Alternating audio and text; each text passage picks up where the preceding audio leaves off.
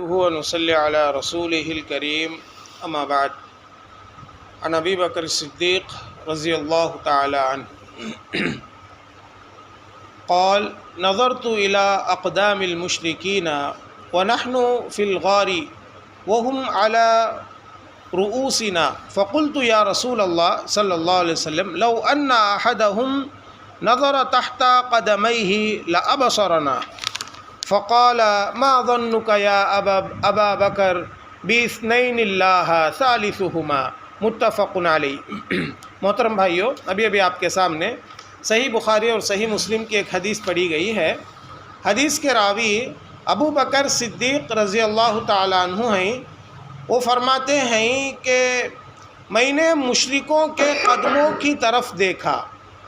فرماتے ہیں کہ میں نے مشرکوں کی قدموں کی طرف دیکھا جب ہم غار ثور میں تھے اور وہ ہمارے سروں پر تھے۔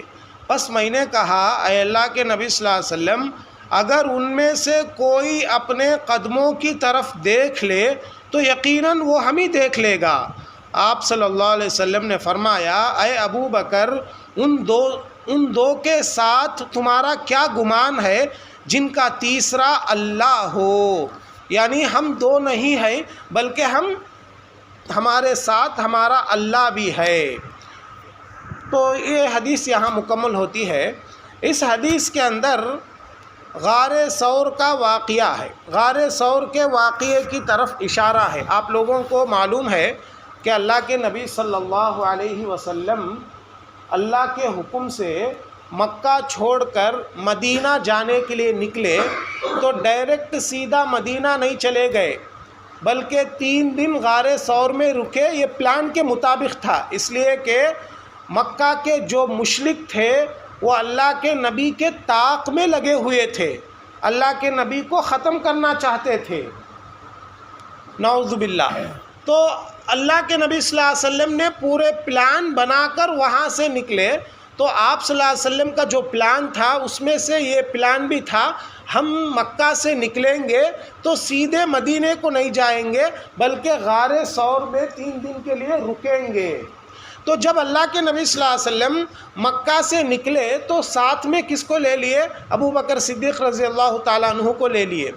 جیسے ہی مشرکوں کو معلوم ہوا کہ ابو بکر اور اللہ کے نبی دونوں نکل گئے ہیں تو سارے مکے میں مشرکوں نے اعلان کر دیا، جو مشرکوں کے سردار تھے سرداروں نے اعلان کیا کہ ابو بکر کو اور محمد کو جو بھی پکڑ کر لائے گا، زندہ ہو یا مردہ، جو بھی پکڑ کر لائے گا اس کو لال 100 اونٹ ملیں گے، 100 اونٹ لال اونٹ ملیں گے۔ اونٹ میں بھی لال اونٹ کی قیمت زیادہ ہوتی ہے۔ تو مکہ کے سرداروں نے کیا اعلان کیا کہ ابو بکر کو یا محمد کو جو بھی پکڑ کر لائے گا اس کو 100 اونٹ دیں گے، 100 سرخ اونٹ ملیں گے۔ یہ بہت بڑا انعام تھا، وہ زمانے کے اعتبار سے بہت بڑا انعام تھا۔ تو مکہ کے مشرک کیا کرنے لگے؟ اللہ کے نبی صلی اللہ علیہ وسلم کو ابو بکر کو ڈھونڈنے کے لیے باہر نکل گئے، مکہ کے باہر نکل گئے گروپ کے شکل میں۔ تو یہ گروپ غار ثور کے اوپر آ کر کھڑا ہو گیا۔ تو وہی ذکر اس حدیث میں ہے۔ ابو بکر صدیق رضی اللہ تعالیٰ عنہ کہتے ہیں میں نے مشرکوں کے قدموں کو دیکھا، وہ ہمارے اوپر آ کر کھڑے ہو گئے تھے۔ ابو بکر پریشان ہو گئے، گھبراہٹ ان کے اندر آ گئی۔ اللہ کے نبی صلی اللہ علیہ وسلم کو کہنے لگے اے اللہ کے نبی صلی اللہ علیہ وسلم، مکہ کے مشرک ہمارے قریب پہنچ گئے ہیں، اتنے قریب پہنچ گئے ہیں کہ اگر مکہ کے مشرک اپنے پیروں کو دیکھ لیں گے تو ہم نظر آ جائیں گے، اتنے قریب ہو گئے ہیں۔ ابو بکر کو ڈر پیدا ہو گیا، اب کیا ہوگا؟ اللہ کے نبی صلی اللہ علیہ وسلم ایسے حالات میں بھی اللہ پر ان کا کتنا بھروسہ تھا۔ دیکھو، ایک پیغمبر اللہ پر جتنا بھروسہ کرتا ہے دوسرا کوئی نہیں کر سکتا۔ ایک پیغمبر کا ایمان اللہ پر جتنا مضبوط ہوتا ہے اور کسی کا نہیں ہوتا۔ ایسے مشکل حالات میں بھی اللہ کے نبی صلی اللہ علیہ وسلم نے ابو بکر صدیق رضی اللہ تعالیٰ عنہ کو تسلی دیتے ہوئے کہا اے ابو بکر، ان دونوں کے بارے میں تمہارا گمان کیا ہے جس کا تیسرا اللہ ہو؟ یعنی ہم دونوں ہیں، ہم صرف دونوں نہیں ہیں، ہمارے ساتھ ہمارا اللہ ہے. جب ہمارا اللہ ہمارے ساتھ ہے تو ہم کو کوئی نقصان نہیں پہنچا سکے گا. یہ اللہ کے نبی صلی اللہ علیہ وسلم نے ابو بکر کو سمجھایا. تو دیکھو غور کرو اس واقعے میں، ایسے حالات میں بھی پیارے نبی صلی اللہ علیہ وسلم اللہ پر کتنا بھروسہ کیے، کتنا یقین کیے، اور یہی بھروسہ ان کو کام آیا.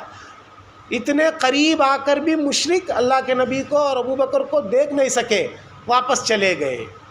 تو اس واقعے سے ہم کو کیا معلوم ہوتا ہے محترم بھائیوں، مشکل سے مشکل حالات میں بھی جب ہم اللہ پر یقین کریں گے، اللہ پر بھروسہ کریں گے، تو یہ ہمارے مشکل حالات دور ہو جائیں گے. اللہ پر یقین، اللہ پر بھروسہ ہم کو کام آئے گا.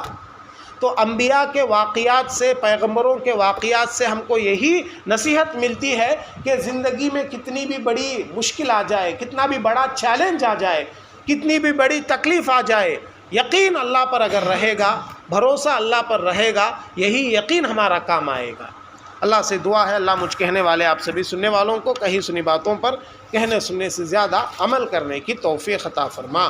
اللہ ہم کو جب تک اس دنیا میں باقی رکھ، ایمان کی حالت میں باقی رکھ، جب ہم کو اس دنیا سے لے لے تو بھی ایمان کی حالت میں لے لے. آمین یا رب العالمین. وآخر دعوانا ان الحمد للہ رب العالمین.